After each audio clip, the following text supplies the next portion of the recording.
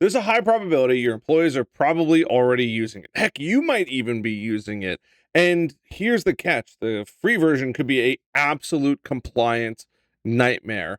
If you guessed, we were talking about ChatGPT, and can you use ChatGPT for your RA firm? Well, this video is going into the what you need to know, what you need to be careful of, and truly, how deep does it actually go? How are you doing? My name is Harrison Barron from SecureWealthIT.com. We are a tech firm. We help financial firms make sure they are not only compliant, that way they don't have to worry about an SEC exam. Things are constantly, you have your ducks in a row all of the time, and also making sure that tech problems just don't come up. The last thing that you want to do is be sitting in front of a client and say, I can't access that information right now, or heck, a variety of other problems come up as well. Look, I get it. Things happen. It is what it is. But if you want to learn more about us, you can head over to SecureWealthIT.com. We have a ton of stuff. We have an entire resources page for free downloads, right? You can check it, get a vendor evaluation scorecard, a new technology checklist. I mean, so much written policies and procedures that you can take and use right from there. And if you want to learn more about us directly, you can go to SecureWealthIT.com. I promise you, we are some very nice people, but we're just there to help. And if you have questions, comments, concerns, feel free to reach out. But today, we were talking about OpenAI. The OpenAI, you're probably not exactly sure who that is. They are the creators of ChatGPT, or now we're at GPT 5.5, and the list is all going to continue on and on and on. So let's talk about why this matters and who it's actually for. Now, if you're an employee, I would say stop, right, from using it immediately and check with the right people. Specifically, the firm owner and the CCOs are the most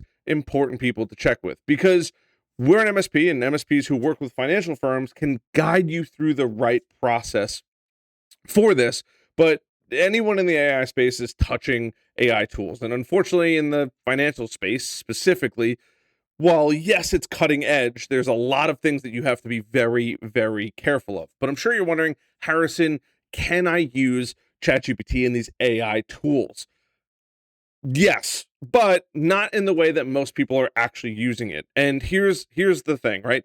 For the free versions especially, that is the free version of ChatGPT, it is a hard no for client data specifically. Now, if you're using it for things that aren't necessarily client data, then it's not necessarily a bad thing. You can absolutely, the real thing that the SEC cares about is specifically things that client data actually touches.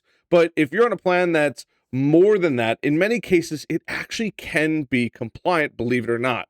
Now, once again, this needs to be written down somewhere in your firm and stated, hey, we are allowing this specific tool, but you have to be very careful because you cannot do certain things, right? You cannot put client PII into any unapproved AI tool. And the reason being is, in a firm specifically, it's either the CCO or the owner of the firm that says, hey, we are making this list of approved tools. And some of those tools may be AI tools, whether it's Claude, ChatGPT, Grok, it does not matter. But the thing that's most important is you have to understand that those are the actual tools that are approved. And in many cases, those tools are never free. AI costs a tremendous amount of money. And if you don't believe that they are taking your information and using it for something else, you are being lied to, right? You have to make sure that you use AI in a way that doesn't, right, give you investment advice without human review. That's another big thing, right? You have to have human review in there. You cannot market yourself as an AI firm if you're not actually using it. And the worst possible thing is skipping vendor due diligence, right? I want to make sure that it is abundantly clear. You don't even have to go any further in this video, but if you enjoyed this, like, subscribe, notify. I would really appreciate it. And hey, leave a comment saying you learned something. But no PII is super important. You cannot use it for investment advice without human review, meaning, hey, you got some good advice, but you still need that human touch into it or to at least review it. You cannot market yourself as an AI firm, especially if you're not actually using it. That is a big no-no, and they are looking for firms that are doing the not so great things in the way of the SEC looks at things.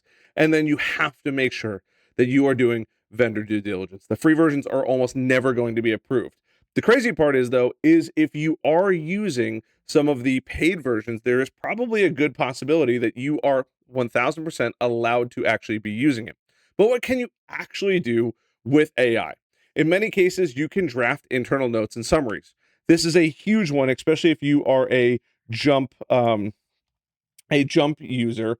You are welcome to actually go through and use Jump AI to record those. They are a compliant specific tool. You can record meetings, you can record notes. Jump AI just did a huge integration with Redtail as well. And you have Wealthbox too that has that kind of bolt on AI recording feature. And the nice part is Jump will actually give you summaries and all of that good stuff that you probably want and you're already dealing with when it comes to a client information anyway. But the other thing that you can do is write marketing content. Once again, with human compliance review, you are 1000% going to have to send it to whatever compliance tool, if it's FMG Suite or something else, out there for human review. But you still can use it, and you could, little pro tip, take the guidelines, feed it into whatever AI that you're actually using, and say, hey, write me AI compliant, right, marketing. You still need a human review, human compliance review, but at least you know that you're probably going to get everything back without failing any of it, right? Without them saying minor tweaks, right? You can also use it obviously for AI note taking, as I just mentioned, Jump in there. And there's one last thing that you absolutely have to do. You need to have the right plan and written policy in place. And what I mean by right plan is Claude has a variety of different ones. ChatGPT has a variety of different ones. You have to be on a business plan specifically. In many cases, there is the historical data that's saved and a variety of other integrations that you are going to need. Not only do you need the right plan on whatever AI you're using, Claude 2, right? You also need a written policy in place.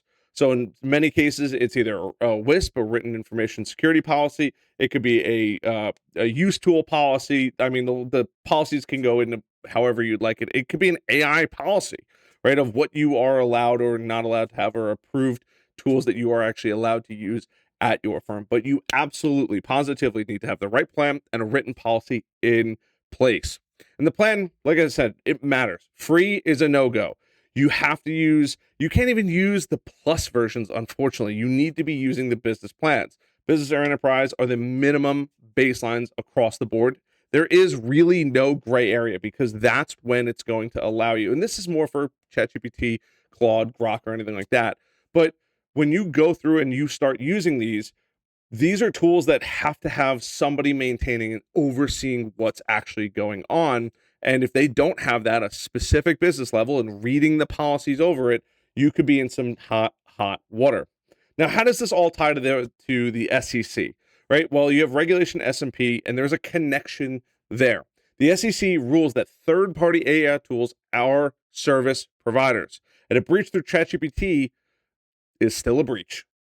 So if it's touching any PII, which it shouldn't be to begin with, but if it is, they are supposed to notify you in there. And that's kind of what you can ask for, / you can have that business version of it that'll help allow it. And then from there, you do have to let your clients know, hey, there was a breach and what was actually breached. Hence why if you don't use any PII, you can get away with a lot. But if there's any, and I mean any PII that goes in there, you are probably in a breach.